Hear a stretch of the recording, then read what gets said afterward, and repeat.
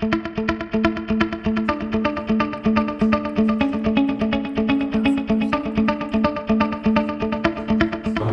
финансирования поликлиник.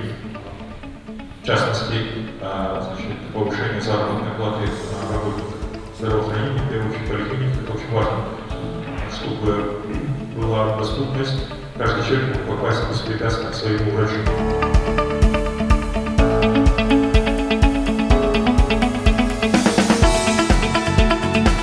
Для нас важно, чтобы люди получали эти услуги по своему выбору, неважно, государственные, частные, в том числе частные, и не платили свои деньги, а платили комплексное страхование по тем услугам, которые включены.